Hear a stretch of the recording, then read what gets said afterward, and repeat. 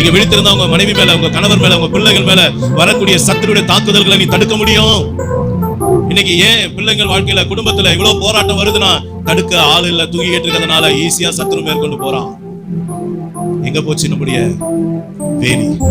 வேலியா நிற்க வேண்டிய நாம, திறப்பில நிற்க வேண்டிய நாம, அடைப்புகளை அடைக்க வேண்டிய நாம, நீ தூங்கிட்டு இருக்கிறதுனால தான் நம்முடைய குடும்பம் சீரழிக்கப்படுது. நம்முடைய பிள்ளைகள் கெட்டு போகிறாங்க. நம்முடைய பிள்ளைகளை சத்துரு ஈஸியா மேற்கொள்றான். கணவரை, பிள்ளைகளை, மனைவிய, நமக்கு வர வேண்டிய ஆசீர்வாதங்கள்லாம் தடுக்கப்பட காரணமே இதுதான். ஆவிக்குரிய விழிப்பு இல்லைனா, ஆவிக்குரிய ஒரு தெளிவு இல்லைனா, ஆவிக்குரிய வாழ்க்கையில விழித்திருந்து ஜெபிக்கிறவளா நம்ம இல்லைனா, அருமையான தேவ பிள்ளைகளை, ஜாமக்காரனாக நீங்களும் நானும் இல்லைனா, நம்முடைய தேசம் நிச்சயமாய் பாழாய் போய்விடும். நம்ம தேசம் நிச்சயமாய் பாழாய் போய்விடும். நம்முடைய ராணுவம் விழித்திரலனா இன்னைக்கு நம்ம சுகமா இருக்க முடியுமா? அது போலதான் ஆவிக்குரிய ஒரு ராணுவ வீரன் அவன் தேசத்தை காப்பாத்துறான், தன் குடும்பத்தை காப்பாத்துறான், தன் ஜனத்தை காப்பாத்துறான், தனக்கு வரக்கூடிய ஆபத்தை முன்னாடியே எச்சரிப்பு கொடுத்து அலர்ட் பண்றான்.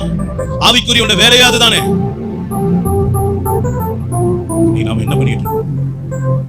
ஆவிக்குரியவனே, அபிஷேகம் பண்ணப்பட்டவனே, ரட்சிக்கப்பட்டவனே, நாம என்ன செய்து கொண்டிருக்கிறோம்? ரட்சிக்கப்பட்டவனீங்க எப்படின்னா, இன்னும் ரட்சிக்கப்படாம இருக்கிற பிள்ளைங்களோட நிலைமை யோசிச்சு பாருங்க. தயவு செய்து உங்களை ஒப்பு கொடுங்க, ரட்சிக்கப்பட ஒப்பு கொடுங்க. ரட்சிக்கப்பட்ட பிள்ளைங்க ஆவிக்குரிய விழிப்பை கேளுங்க, ஆண்டவர்கிட்ட கேளுங்க. ஏசப்பா எனக்குள்ள ஜெபாவி ஊற்றுங்கப்பா. நீ கொடுத்திருக்கிற அந்த நார்மல் தூக்கத்தை தவிர நான் எந்த சூழ்நிலையிலும் தூக்கத்துக்கு அடிமையாக கூடாது.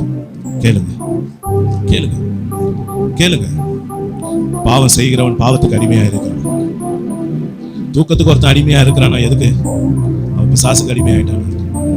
நம்ம அப்படி இருக்கக்கூடாது. நம்ம வெளிச்சத்தின் பிள்ளைகள் அல்லவா? நம்ம வெளிச்சத்தின் பிள்ளைகள் அல்லவா? தூங்குகிற நீ விழித்து மரித்தோரை விட்டு எழுந்துருன்றார்.